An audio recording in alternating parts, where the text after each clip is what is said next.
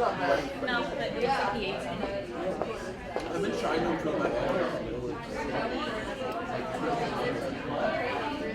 They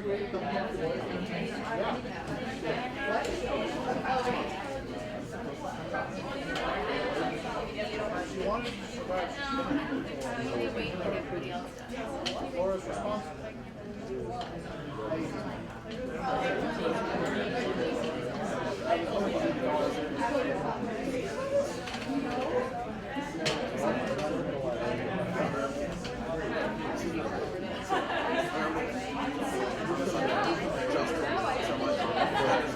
I was sleeping in the common room, and he's like, and then someone came in and started hitting us. And I was like 3 in the morning, so like I was like, and he's like, can I sleep here? And I'm like, okay. And I'm like, okay, no, please sleep. And then, I was like, wait, did you say something? He's like, yeah. I'm like, okay. So I go to the common room, and it was just fully clothed. It's kind of leaning up so long like this. And I'm like, hey, what's going on? Like, everything okay? He's like, yeah. I'm like, okay. I go, like, I walk away. He follows me back to my room, tries to move my room. I'm like, what? But I realized I can't see. So I kind of like push it.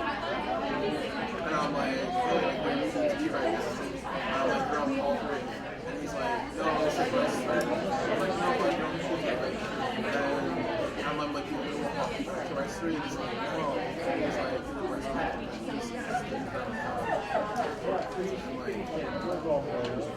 yeah, and then stuff like that. Oh my gosh. That's such a I remember my North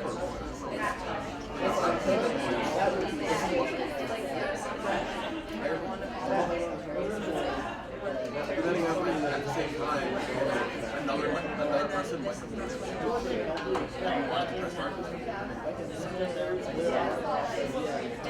change the menu settings, but I can't see it.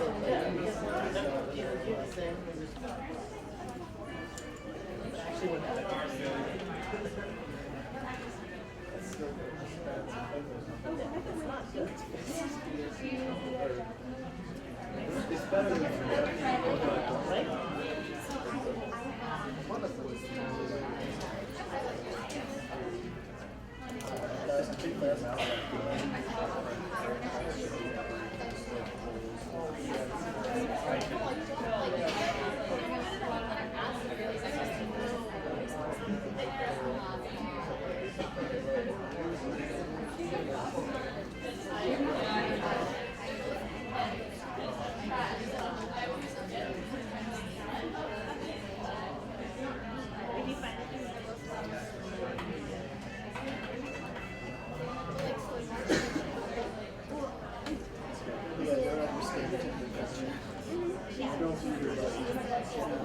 Let's surprise him in the game. We're going to give this. That is probably over my friend's brand. I'm going to go sit with the second one.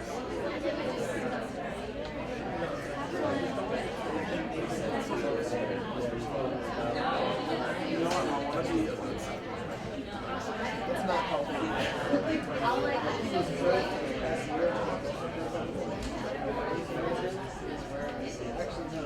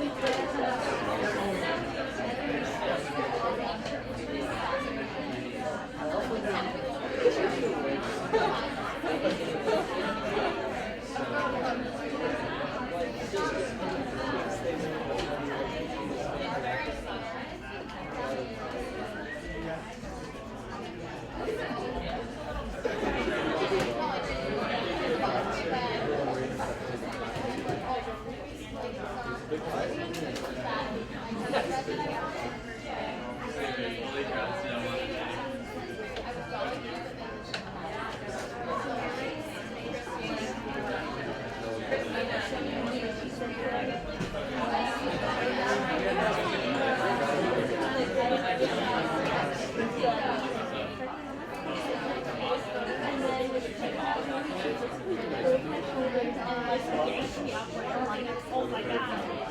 Like, I had this I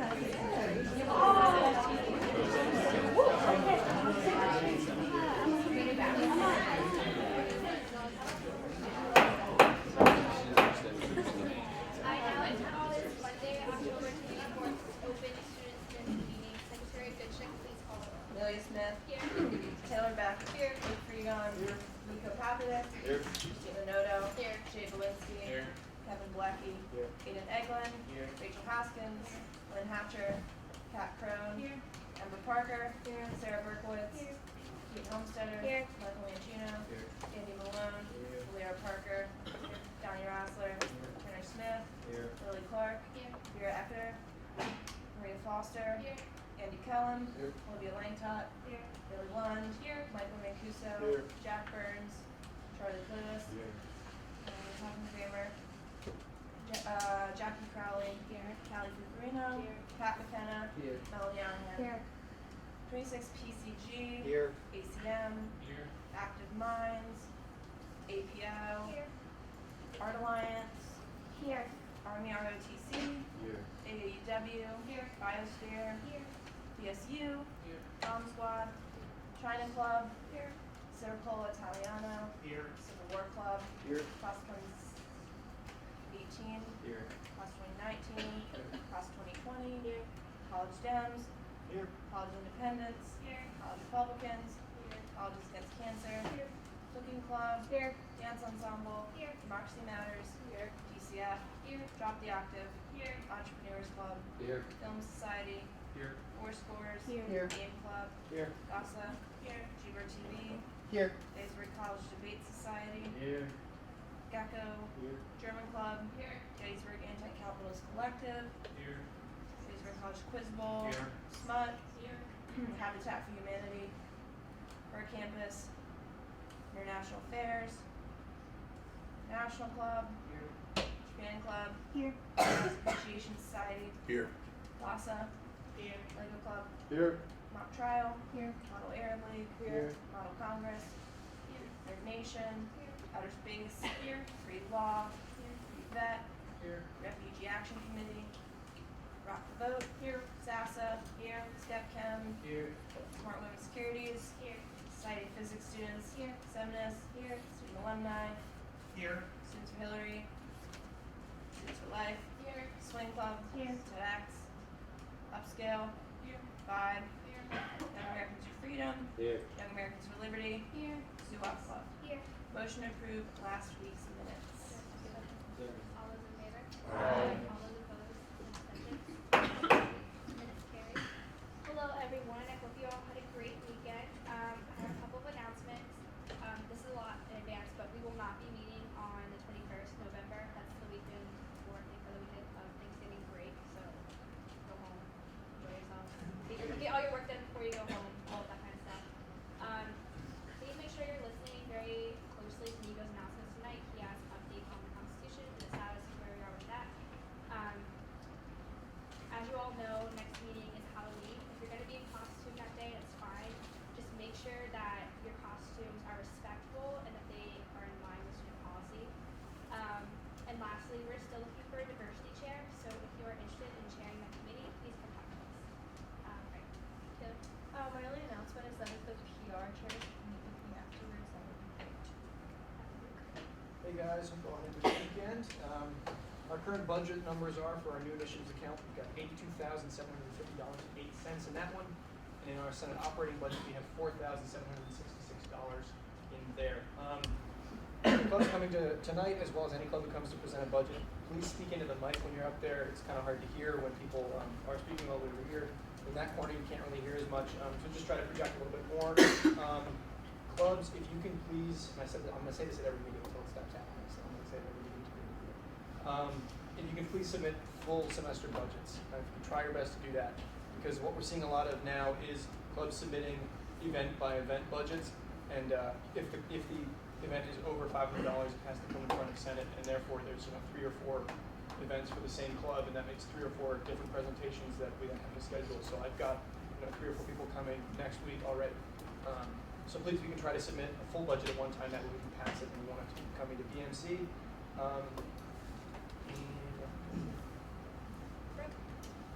Same thing as always. Please email me at least 1 hour in advance of our meeting if you are not going to be here with a reason, whether that's excused or unexcused, just let me know. If you're not receiving the minutes, please let me know that as well. I send them out every week, usually towards the end of the week. Nico? The new constitution is done. A lot of thanks to my committee for all the help this past month. Timeline, basically, we're going to give it out to you guys on Monday, and you'll have 2 weeks to look it over. And so for those meetings, November 7th and November 14th, that'll be your time to bring any issues you have with it to the floor, any discussion, any amendments you have to it. Don't wait till the 14th. If you read over it and you have stuff to say by the 7th, bring it forward and we'll talk about it. Yeah, that's it. Will you send it when you're ready? You send out the openings. Sure. Yeah. Priscilla? Hi guys. So we have a few things tonight, or nothing tonight, but from my end, we're going to be having a conversation about the club registration process, and I want to hear club representatives, club presidents' feedback, as well as senators' feedback if you have any to give. I'm working on updating the website. Right now, I only have access to 48 of the 200 club pages. So when I get access of the other, like, however many that is, 152, I will get your page updated. So it doesn't take very long, but it's just a matter of getting access. And then I just need a few clubs to come and see me. Sorry, it's on my phone. I just have quick questions for you.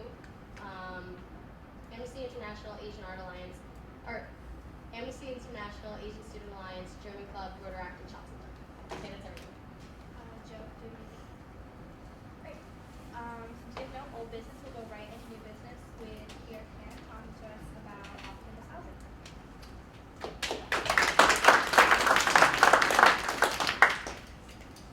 Thank you for having me. So, my name is Kira Kant, for those of you who don't know me. Luke, can I stand away as long if I talk this loud? Can you all hear me? Yeah? Great, okay. I am one of the associate deans in college life, and for those of you who do not recognize my name from your first year, my office, among many things, is responsible for orientation, first-year housing, first-year initiatives, CYC, go on, college houses, upper-class housing, et cetera, et cetera. One piece that you may or may not be aware of that our office is responsible for is the select group of students that are released from the college housing obligation. And that's what I want to talk to you about tonight. I want to share that with you and share the current process that we engage in, and then also share with you some pretty much the proposal to Dean Ramsey to update our eligibility.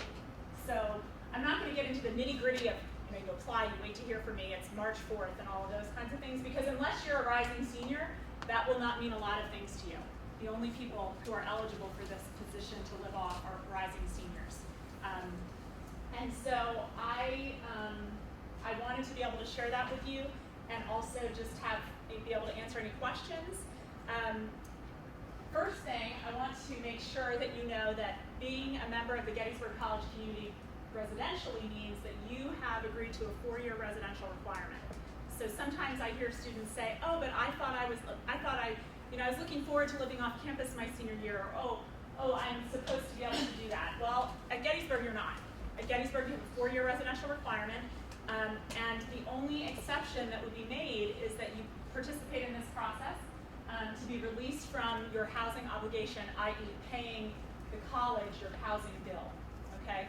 So, and the reason that we do that is because we have more students than we have beds, okay? So you'll see that in another slide. And so what we're doing is we are looking to fill our beds first, right? We're the landlord of this place, and we're not looking to fill the landlord beds, but we do need to release some students to live in the community because we don't have enough beds on campus for the number of students that the college is enrolled at currently. That is another point that I want to make sure that you understand.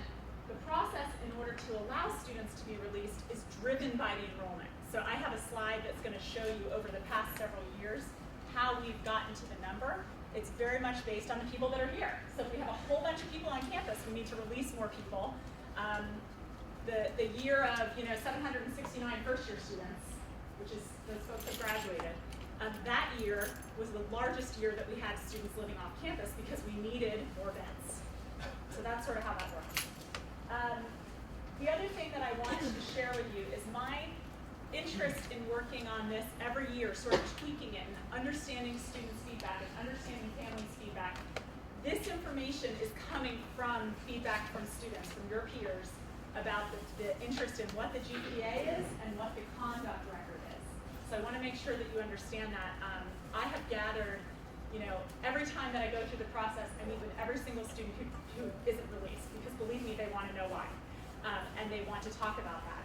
And so I've gathered a lot of data, and I've talked to landlords, I've talked to colleagues, parents, and students about what they think should be the eligibility for a student to live off campus.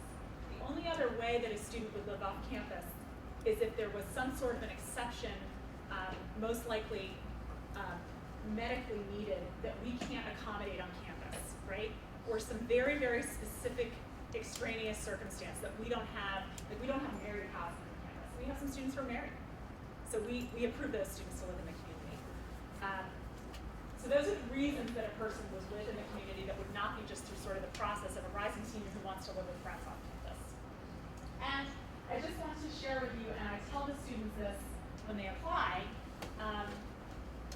it's a privilege to live off campus, and the community sees that, and the students have seen that over time. So the feedback about the eligibility, that's where some of this comes from. But I wanted to show you, to give you an idea, back to 2011, so these are the numbers.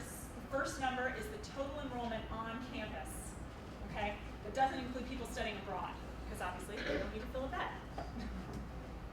And you can see, I'll tell you, the decision of how many people live off campus each year is a partnership between Residence Life and the Financial Services Office. And so if it's a higher number of enrollment on campus in the fall, it's going to be a higher number of students released in the community. So you can see over time, because the college has sort of stabilized its enrollment, if it's looking for around 700 first-year students versus 769 that year, that gives us, that's where we are now with the enrollment and with the numbers of released. This last 2 years, we kind of kept it about the same. The target was 130. So, you see these sort of, like really, is your goal 179? No, the goal was probably 175. But I will tell you, when there's a group of people that apply to live with one another, if the 5 of us are applied to live together, and I'm at 128, I'm not going to cut this group in half and say, well, only these 3 people can live off to fill, or these 2 people can live off to fill the 130. I have a little leeway with that. I don't have 10 people leeway, right? So that's where we are now. 2016, there's 132 people living off campus. I'm going to tell you something else. This is the number that I know is living off campus, okay? So you may know, oh my God, you might say, there's like 150 people living off campus, or 160 people living off campus. If that's the case, those are students that have chosen to not follow the process and have decided to pay 2 leases, one to Gettysburg College and one to the landlord in town.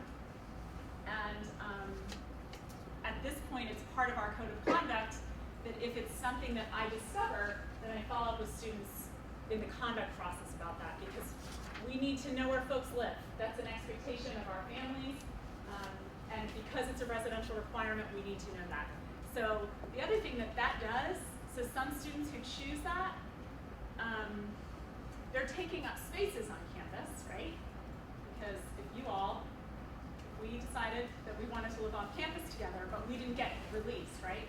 Like we didn't meet the number, we didn't fit in the number, then we decide, well, we're going to pool all our money together and we're going to rent a house off campus. But we also have college apartment, but no one's living there. So it's taking it offline for another student group to live in that apartment. Does that make sense? Any questions about the numbers? You can sort of see it's a trend. There's not a specific formula or anything. Okay, so what makes a person eligible to combination of your GPA and your conduct standing. And the other part of this is being eligible does not equal being released. Because you saw that this year the target was 130, right? It's 132 people who are living on campus. 156 people applied. That means that number of people, 26 people, did not fit in that. So they were eligible, but they weren't released. So then they are in a process of going through the lottery system as a rising senior, finding a place on campus with their group of friends. Yeah. Oh, Lisa, if you go through this process and you're not chosen, does that impact your lottery number at all? No. Nope. You still have, if you're lottery number 1, which You're then still on obviously after you'd you be, go through that? yeah, you'd be getting into a campus, but yes, you Oh, still so have you that pass. Yeah. And so here, I'm just showing you 133. I have 132. It's because one person is not living on campus. And I didn't fix it. XX were not eligible. Do you know what I did? I put that in there to look it up, but I know what the number is. 21 people were not eligible to live off campus, but they still applied. So someone had too low of a GPA. Someone had more than 4 points. If that's the case, if a person has a lower GPA than the eligibility is, or more points at the time of application, they're taken out. So again, my 4 friends here that were living together, if my GPA was a 2.2, they're like, see ya. They get approved. They have the ability currently to pull another friend in to fill that 5th space if that person meets the eligibility. Because that's a lease. So we're trying to recognize that, right? The lease is there. Yes? So is that 21 in that 156? Yep. Yep. So very few people were not released, right? Okay, so this year, the people who live off campus have to have a minimum of a 2.5 at the time of the application to be eligible. People who are living in the community. That's been the GPA for the past several years. Before that, it was lower because the number needed to be higher, right? That's how it works. Okay, so when I did all the looking at numbers and who was, available, I am saying that I think it needs to be higher based on feedback from students, and students actually want it to be higher than this. Families have asked for it to be higher. Landlords. I have been told by landlords right now, some of them in town will not rent to people unless they have at least a 3.0. I'm just telling you, this is the information that I gathered from people. So, if you have a 2.79, you're not eligible. If you had this year a 2.48, you weren't eligible. So I had to meet with those folks because they wanted an exception. They wanted me to make an exception, and I can't because I need to be as fair and equitable to this process because people all are engaged in it. I'll talk about it. I'll talk about it all day long and try to explain how it fits. It's very clear. There's no secrecies behind it. It's enrollment driven, and then it's GPA and conduct, or an exception that we can't accommodate on campus. So that's and I'll tell you, there are some feedback that I get is, well, how come in this group, she had a 2.5 and you had 3.9, and you pulled the group in, you pulled the group together, right? However, you guys all had 3 7s, but guess what? I'm in that group in the first group, and I had a 2.5. So that's some of the feedback also, is like, how is that fair that a 2.5 gets to be in the very top group? Well, if I'm friends with this gentleman with a 3.9, that's how that works. Okay. So, the current conduct process is you have to be in good standing with the college, and just like all of the other, like study abroad, joining a Greek organization, and living off campus, no more than 4 points at the time of the application.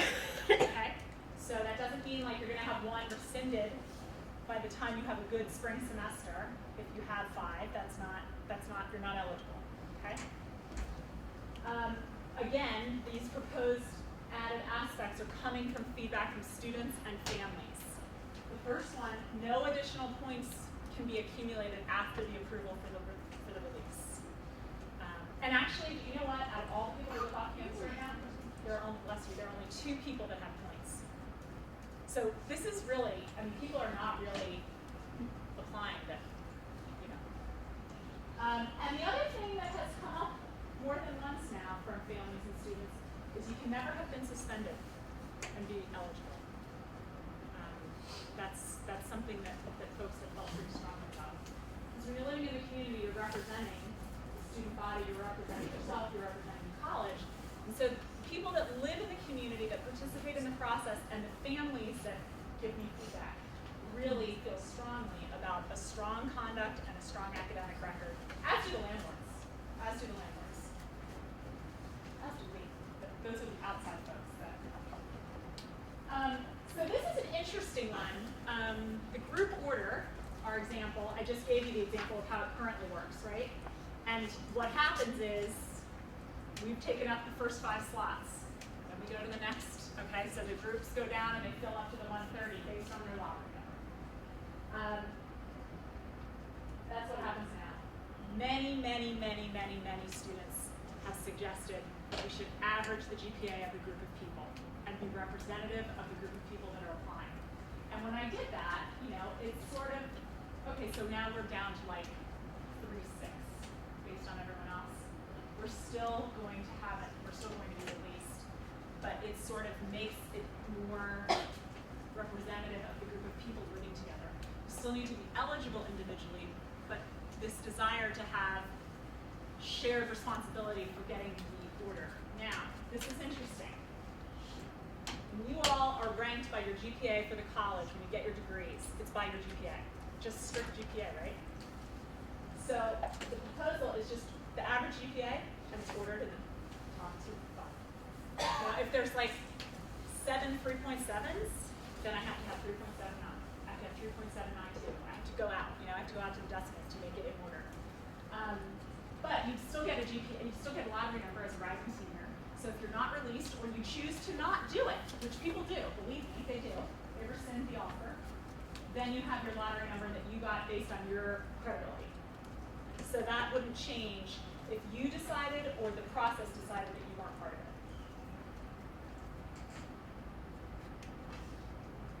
So, questions, feedback, comments? I'm happy to listen.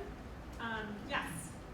So I understand the evening out the GPA part because that's definitely going to make it more fair. It's going to affect the student body in a good way. But as for the never being suspended and never having more than 4 points, if there aren't that many kids, if there are only 2 kids living off campus who have points, and I'm assuming that if the number of kids who have points is so low that the number of kids who've been suspended and living off campus is also pretty low. If that's really not going to have any effect on you know, who can apply and who not, then why spend the effort? That's a good question. The 4 points, the 4 point standard is that will not. That's what it currently is. So Okay. that would not be the Okay. change. Okay. That's sort of the standard of all of our extra, you know, the conduct standard of the extra participations. The other 2 are really from feedback that I've gotten from students and families, because we do have some people that over their course of time have been suspended and are back and don't have that many points. It would not be an academic suspension, it would be any conduct suspensions. Because the academic suspension would show up in the GPA, right? And the no additional points, I've not tracked that, right? Like I don't, because currently I don't do that, but I do recognize some names sometimes, and people come back and say to me, oh, this person now has more points, and they live in the community. So that's why those 2 showed up, because there has been feedback over time that there's a couple people that I know that are, you know, that I know that were suspended, and that other people, because it's a small community, right? People know those things, and the feedback from families in particular around the suspension was a concern. If their son or daughter was not released because they weren't eligible, they were eligible, but they didn't fit in the number. That's where that came from. So it's a good question. I don't know if we'll go to that this year, but I think it's something that has come up enough that I wanted to put it as a possibility. Yeah. When you talk about GPA at the time of application, are you looking at the GPA of cumulative GPA of up until and including that fall semester, or you're looking at past the last GPA that we recorded on transcripts this next semester? That's a great question. So the GPA is of your junior year.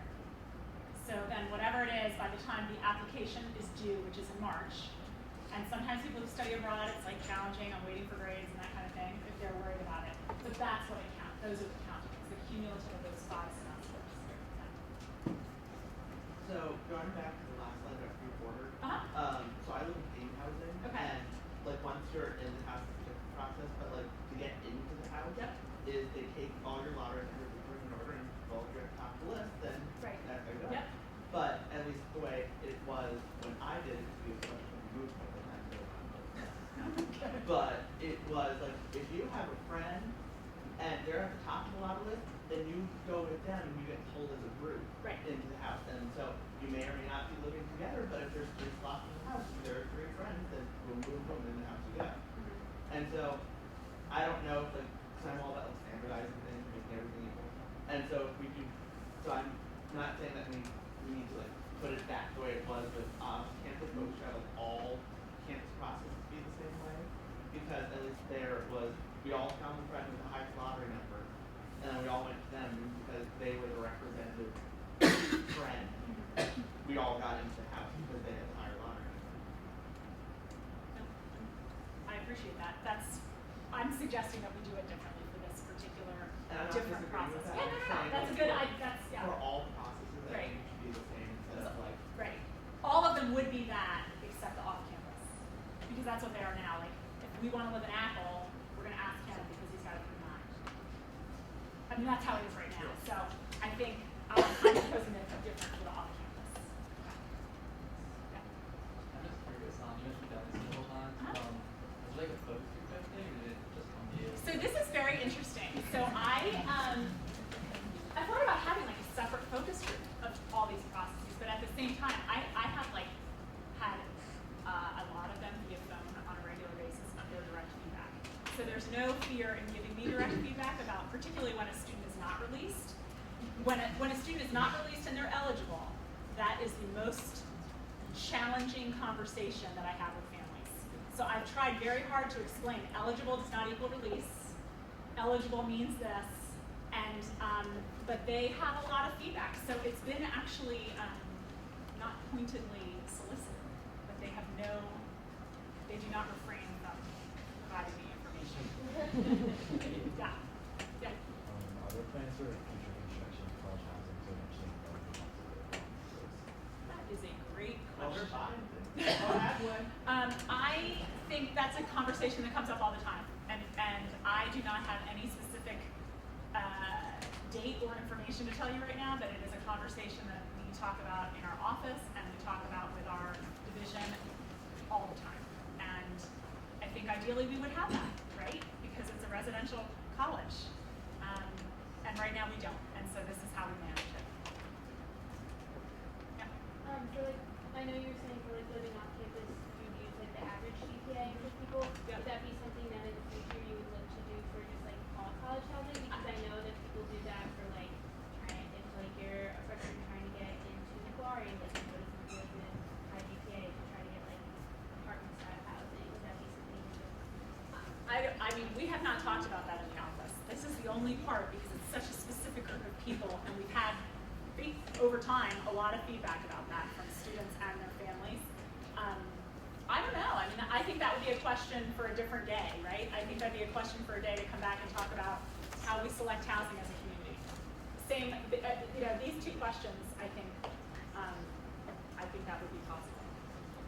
So I know that the minimum GPA for to keep merit scholarships is a 3.0. Okay. You ever thought about raising it to a 3 to kind of keep things streamlined, or would you not put a quota then? I would like it to be at least that. And based on the numbers of, when I look at my list of people that have applied, we do not have a challenge with that at all. Okay. So I realize going from 2.5 to 2.8 to a 3.0,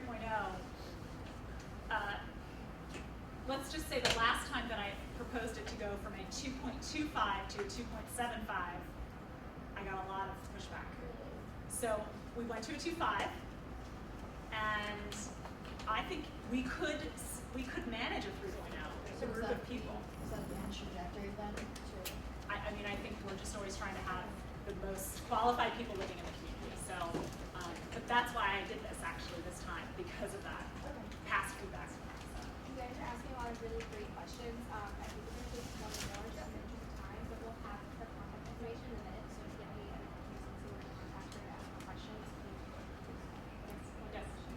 So, you did mention GPA as one of the qualifying factors on things you would look at, in applications, but you also look at, I guess, relationships within like the academic community in college, like professors with professors, because they have students and they're standing and they're, you know. So more subjective information. Subjective. Yeah. So this is a great question to end on, and I, like Amelia said, I'm happy to, if you all want to contact me, I'm happy to talk to you or email with you.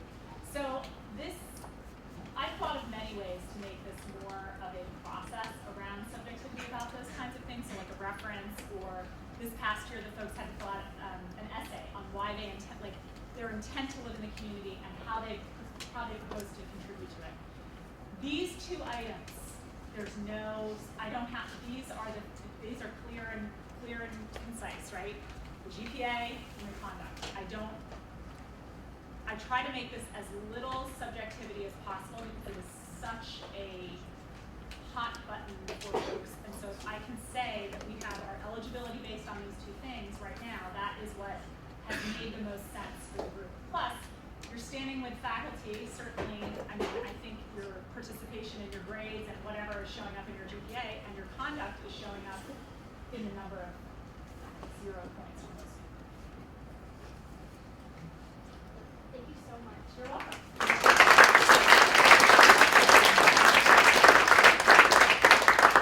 Alright, next up we're going to have Christina and Caitlin Lindsay talk with us a little bit about the club process and how we can work on that.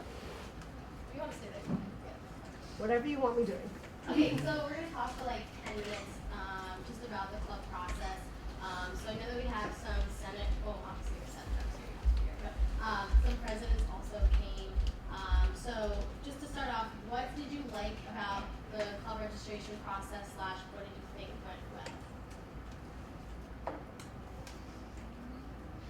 I'll raise your hand once.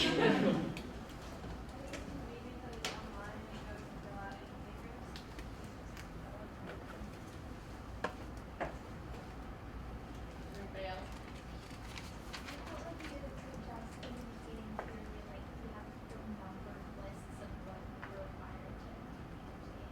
Hey, can you speak up? Sorry. Yeah. I thought like her email reminders with like the numbered list of exactly what you need to hand in were very clear and helpful. Can y'all state your names when you talk? Thanks. Try and make the minutes as comprehensive as possible. I'm Haley Lund. Hi. I thought that you did a really good job of reminding us all. Like you were pretty on the ball. You were like, I know you're set up for this. Tell your residents to do this. And you're pretty good at that. Okay. So I'm sure some of you guys have some grievances about the club process. What suggestions do you have to improve the process? Where do you think it can be clearer? Where do you think it's confusing? How would you suggest it be made better? Hi, I'm Casey. Maybe like a consolidation of all the different platforms onto one. I know that was confusing for me because I have no idea what a computer is. But the difference between registering alias on CNAP, Student Center, and then also having to do it on the Gettysburg website was pretty confusing for me because I thought I just did it on one and it was just kind of be like, all right, well, I'm done. So maybe just kind of like a consolidation of just one platform for getting your alias on there. Okay. I did explain that to the club representatives. Do you think it would be helpful to have a meeting with the presidents as well to go over the different platforms? Yeah. Okay. Who else had? Yeah. Hi, I'm Michaela. I know that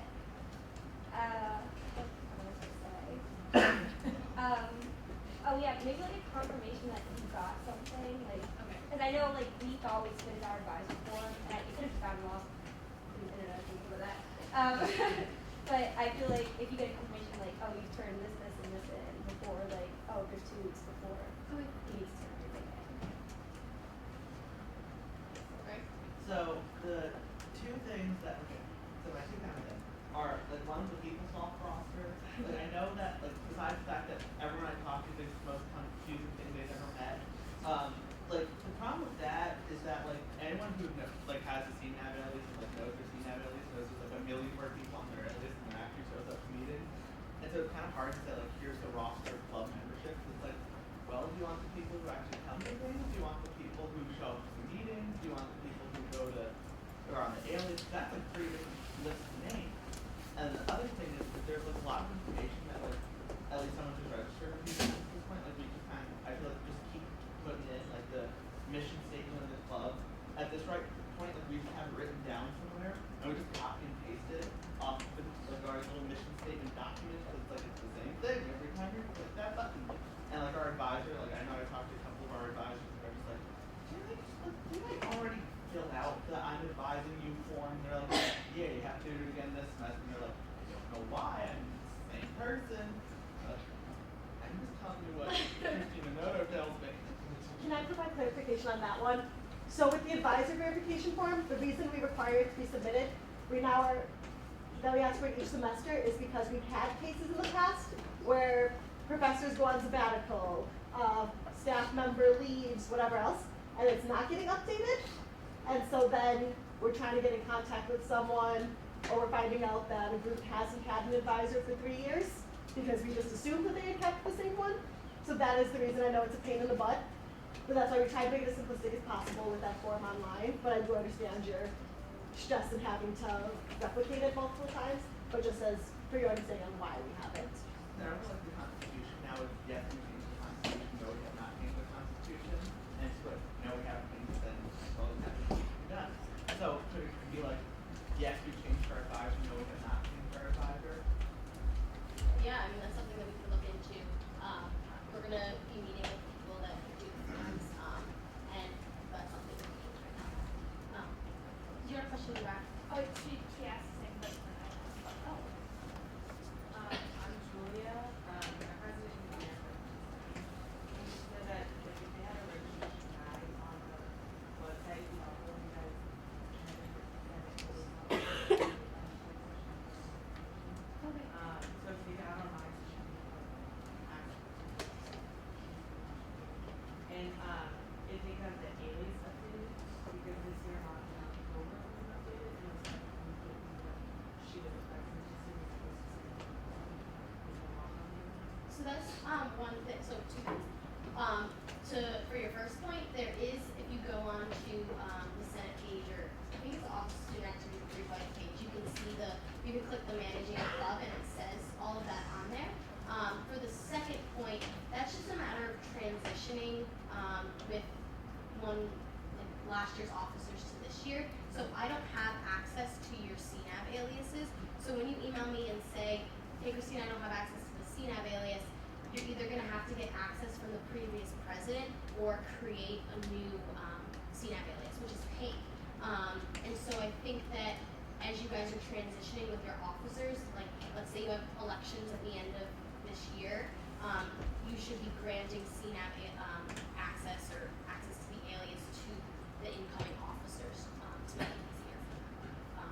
And I think that would help the process because I don't have access to give you. I don't have access to your aliases to give you access. If that makes sense. Does anybody else have any comments? Oh yeah. Shelby, Forwarder. So I know you're having difficulty updating the website, but I have had an issue with people that are outside of the college contacting us to perform for a cappella group, and they're actually contacting people that like graduated, and then they're having to send the emails to me. So there's been kind of like that disconnect. So I guess just being more efficient and prompt with that process. I'm not really sure how it works. So. Oh yeah, definitely. I definitely agree with that. Okay. That's one thing that we really want to improve for next year, having that done a lot faster. Russ? Yeah, Gus. I don't know if this is with your department, but like the 5 Alive accounts. 25 Live. 25 Live, yeah. Why are they like? Why do you have to go through a process and like answer questions to be able to get access to that? Can you explain? I don't know the answer. Sure. So that's run through by Kathy Zarella. So the reason there's those questions that have to be answered are those the problems she saw on a regular basis, over and over again. So people trying to put in requests last minute, which she couldn't guarantee would be granted, or people having someone else register the event under their username because someone else didn't want to create one and go through the work ahead of time, and then not being the contact person or not being the correct person and things like that. So the reason we have to do it ahead of time is so we know who the contact people are, especially when a lot of reservations will require things such as different changes for setup, will require, in some cases, catering, all these different things. We have to know who the contact person is. So likewise, also if something goes wrong during the event, the room's left, this is a complete mess, we know who to follow up with so that we're not holding someone accountable who actually had nothing to do with it. So that's the reason why we require each person to have an account, and she added this year that process that you have to go through. Sounds like too much work. Can I ask a question to you? Oh, no, go ahead. I thought if we were just ending, I was going to say I don't really have any problems with this system because it's really some sort of thing where once I compel myself to do it, it takes like 5 minutes. I think you know the game, but I'm right. Not to say there aren't things that could be better, but as far as like a big overhaul, I don't think it's necessary. Thank you. Caitlin, do you? So I just had a question. One thing we've been talking about, this isn't guaranteed yet, but was the idea of moving the registration process to starting or opening in like end of March, beginning of April, so that way people who are graduating can make the changes before they leave. You can do the CNAP, all of that stuff before you go. That way we can update the websites over the summer. What do you all think of that idea? Let me rephrase that. Does anyone see any problems with starting it then? We'd still have it going through beginning of the semester, but that would also allow us to start planning for the activities fair earlier. I'm just wondering what time does it start now? Right now it doesn't open up until end of August, beginning of the school year. So that's why we're a lot more rushed in the process. Did you say you're proposing it for the end of March and beginning of April? To have it start opening, so Okay. after that time you'll be able to start making the updates as you do elections. If you I do. know probably a lot of clubs typically have their elections at the end of April. Yeah, you'd be able to do it at any time after that, but just starting the process. Okay. Yeah, like I know, Sam Wood, our mission statement from last year, whoever wrote it last year, includes a typo, right on the like main website, so that's not cool. Send me an email, I'll fix it. Yeah, no, I mean, it's not, it was the people before us, basically. We've corrected it since, but, we just need to get it updated because it reflects that, Send me an email. Yeah, no problem. Great. Sorry, this actually speaks to that. So, since you're proposing to open up the class in like late March, early April, would that mean that since we have to do a full semester, that would open like end of October, November then? We wouldn't, for as much of the stuff as possible, we're moving the registration process itself to being once a year. So the only exception to that will be the advisor verification is the only thing that we do semesterally. Everything else we're looking to move to once a year because we know it got a little intensive for those of you who had to do it fall, come back right away in the spring, do it again. So we're trying to minimize that. The only potential issue I see is that we do like our Senate elections at around that time. So like, it may be a little bit difficult with the transition of like trying to transition the club's liaison into that role and then also trying to have like the old club's liaison and the new one like work together to figure out like how this process is gonna work and like hopefully things like wouldn't slip through the cracks, but it's possible and like everyone's trying to like learn the ropes and make that happen. Do we have time for one more question? One thing I found with that is that I'm Chris. Is that my club, we have elections in December, so usually we'll pick a new officer for the spring semester and then fall semester, but oftentimes we'll do like a dual ticket, so we'll have one president in the fall and then one president in the spring, so how would you work with that? And I think if we had some that were unique in when they did the things, we can talk to those specific groups. Seems like, from what I've been told, a majority of groups do their elections either right before seniors are graduating, or some might fill a couple last positions in the spring semester, such as the class officers. We'll do the beginning of the next semester. So if there's a unique one, we can work with that specific group to figure out choice. Thank you so much. If you have any other comments, feel free to email me. If your presidents want to email me, have them email me, or you can email Caitlin as well. Thank you.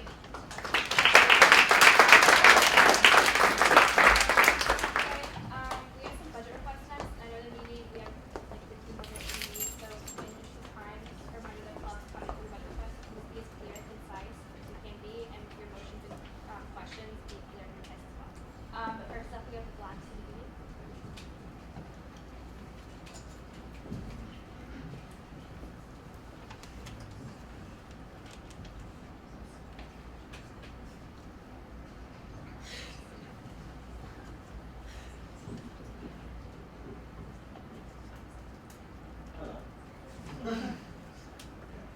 So for this, first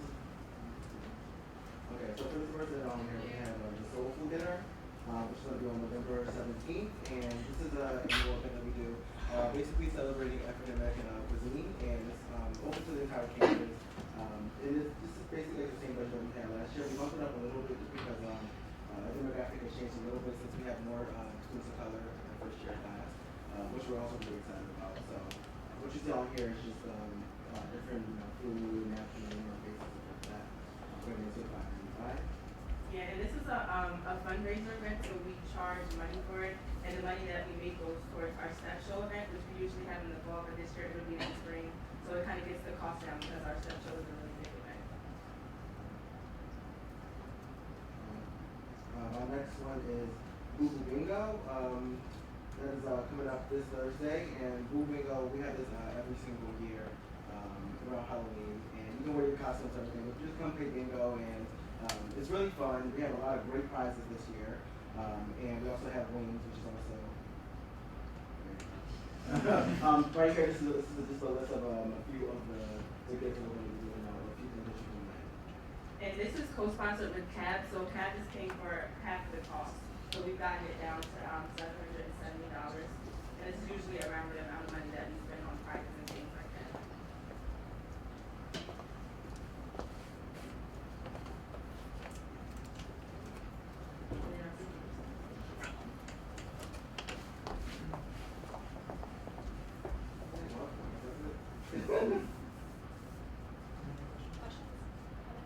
Yeah, the mix is so cool. We get it from Southern Blues. Southern Blues is in Maryland, so we can't make. We would love to make the food, but since so many people buy tickets, it just wouldn't be possible for us to make the amount of food. So we get it catered from Southern Blues, and we go pick up the food ourselves. So question for Luke, do we usually fund van drivers? I don't think we do. No, about that, yeah, the final event, which is $180, BMC is not funded because they don't have a grant for it. So the recommended amount that we came to was the full amount minus that $180, which is $1,366.48. Any other questions? Second. All those in favor? Aye. All those opposed?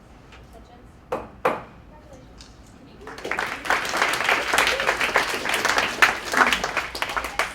Young Americans for Freedom.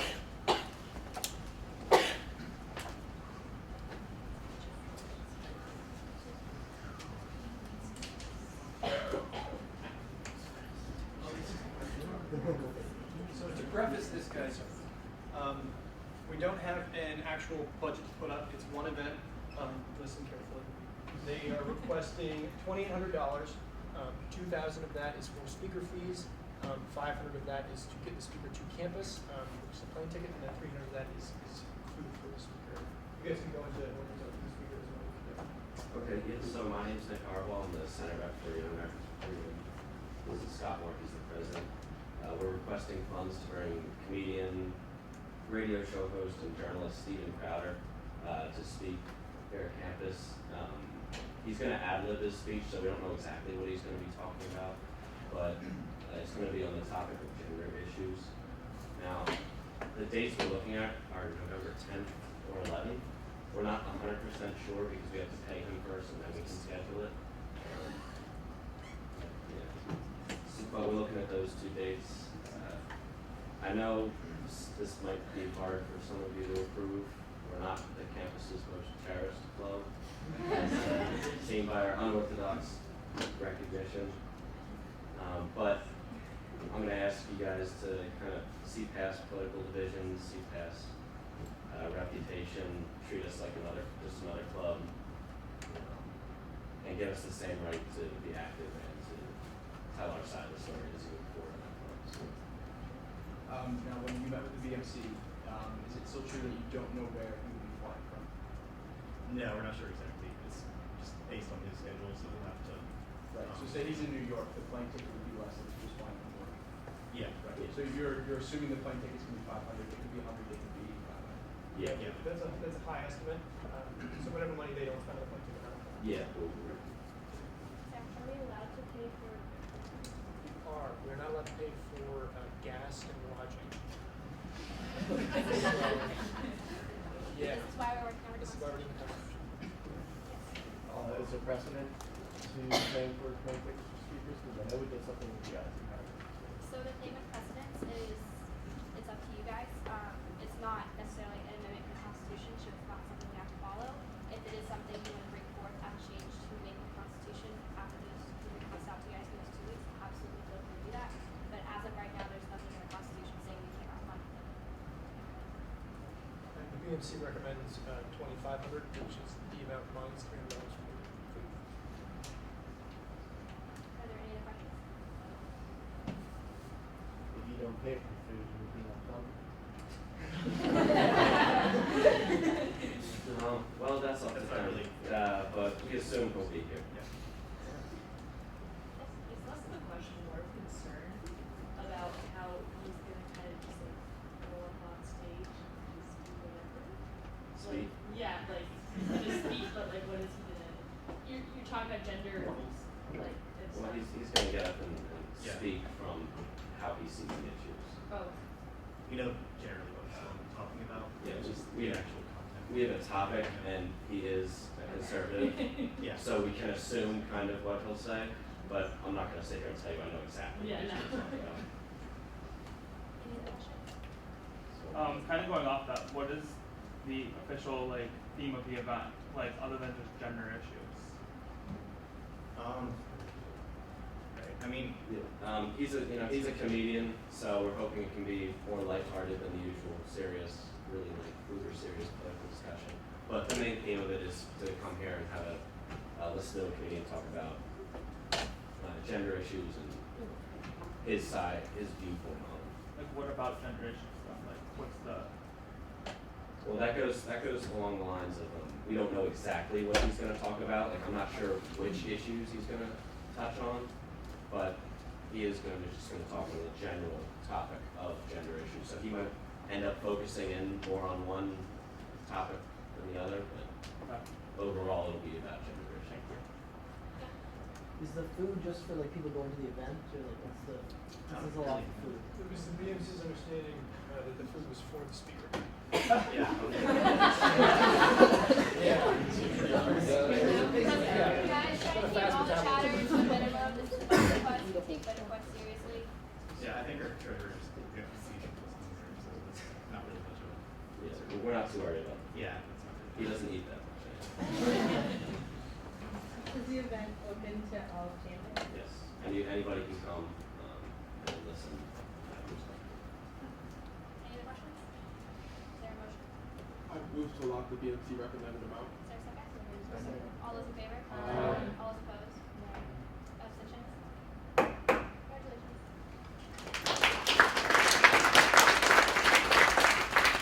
Alright, next up we have model athlete.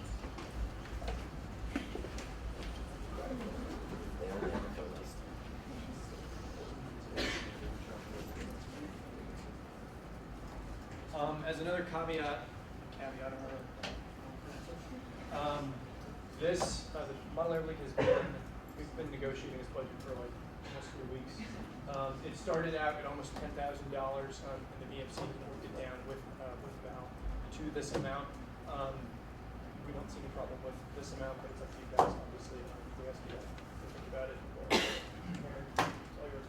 Hi guys, my name is Mary McGuyan. I am the president of Model Air Fleet. The proposed budget includes 2 of our trips to Georgetown University for a conference there, the Montreal Week conference, and also Denver. For Denver, it also took a while to negotiate because we were waiting on the provost to award us $4,000 for airfare, so thankfully we just received that. And the rest is basically delegate fees, lodging, transportation, things like that. And we generally compete, and we don't have a lease for people that win outstanding delegate award. I just want to make the, I just want to make the comment that like the BMC, like we work on this budget a lot, like we research to make sure we got the best pricing. So like, I don't, like if there is anything left to cut, I mean, we researched hotel prices and like, we did a lot of research. I don't think there's anything to be cut in this budget. Yeah, if I may add to that, just going off exactly what Michael said, the only thing that could really be worked down in this budget was the hotel fees. They were initially a lot higher than they are now. We were lucky enough to be able to get a group rate for one of the events. But yeah, you can't really negotiate conference fees now. Any other questions? I'm just confused. This is at Georgetown? The first one is, yeah. Oh, And then the this second one- one is Denver. Oh, okay. I thought you were flying to DC. No, we're flying to Denver. Yep. Any other questions? As people go, how much you're contributing overall? I know last year we were doing some things where, like you paid for half of the conference and you paid for much of it. So are the members contributing? All members contribute the amount of food. Any other questions? Any motions? Motion to allow people. Second. All those in favor? Aye. All those opposed? Abstentions?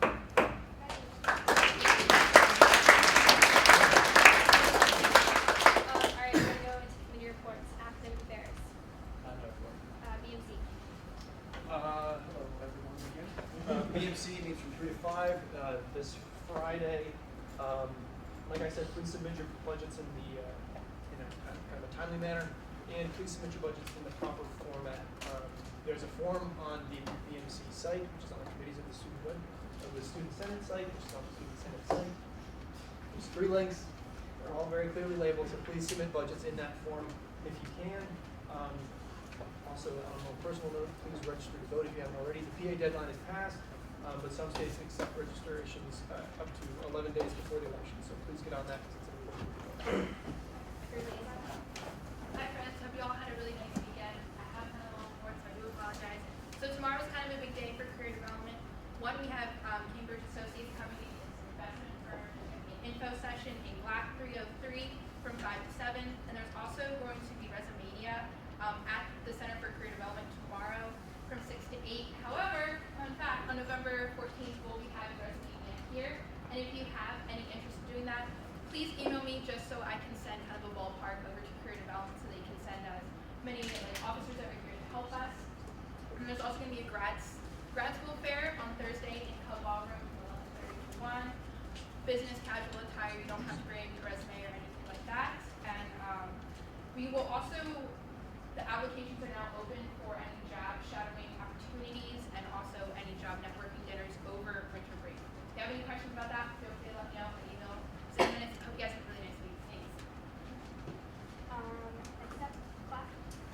My committee will be meeting Wednesday, 3:30 in the Senate office. IT. Thank you to Andy. I forgot the Cambridge thing doesn't start till 7, so my bad. I do apologize. Also, just to add on to Ray's announcement about the Resumania that the Center for Development is having here for us, I'm going to make that required for all senators and highly encouraged for Senate reps. Center for Development is being nice enough to come over here and have this event just for us, so we owe them the same respect to help show up with our resumes. When is that again? 14th after our meeting. It'll be a short meeting. I'll send out an email with that. Yes. Resumania is Thursday at Career Development, not tomorrow, Thursday. Again, I'm really sorry. I've been sick. I'm really sorry. Dates happen. Thank you. Is there a question over there?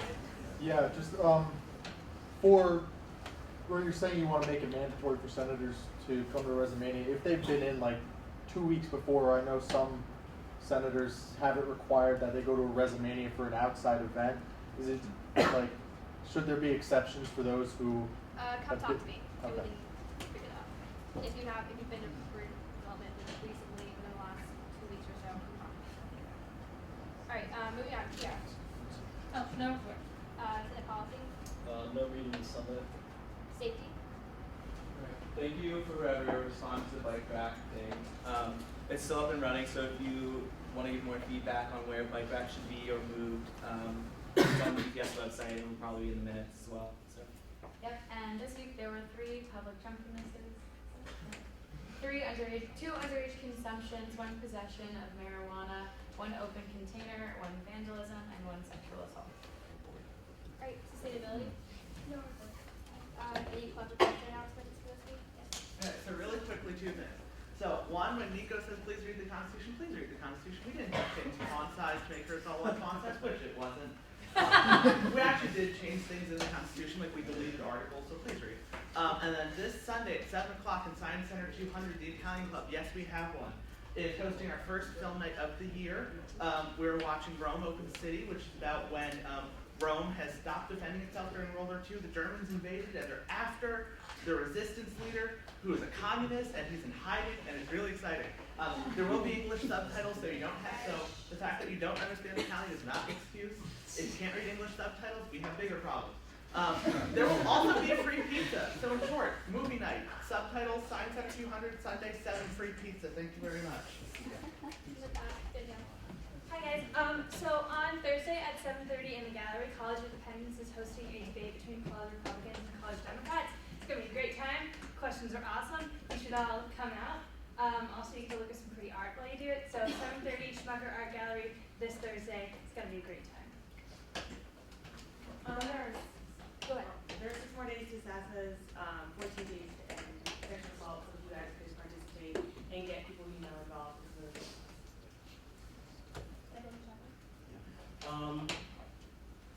Right. Oh yeah. On Thursday, after the debate and everything, you get a little bit, tired, play some games. Come out to Boo Boo Bingo. You win some prizes, eat some wings. It's gonna be good in the attic at 8 p.m. And then on Saturday, you want to see Bob go fucking up one time. You can come and see us and other ones that won't see us. In the student showcase, Family Weekend Student Showcase on Saturday at 9 p.m. to cover all of them. Thank your mom and your dad.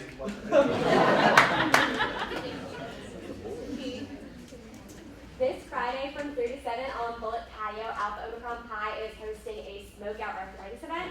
You can pre-order at Cub tables all throughout this week, and that's basically we're doing barbecue.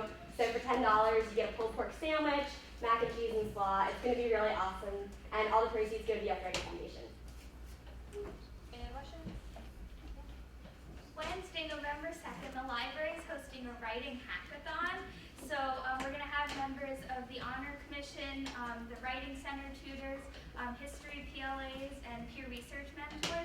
So come to the ground floor of the library from 7 to midnight and do your work and meet all the other people that are there to help you writing your papers and doing homework and assignments, and do it together to get support.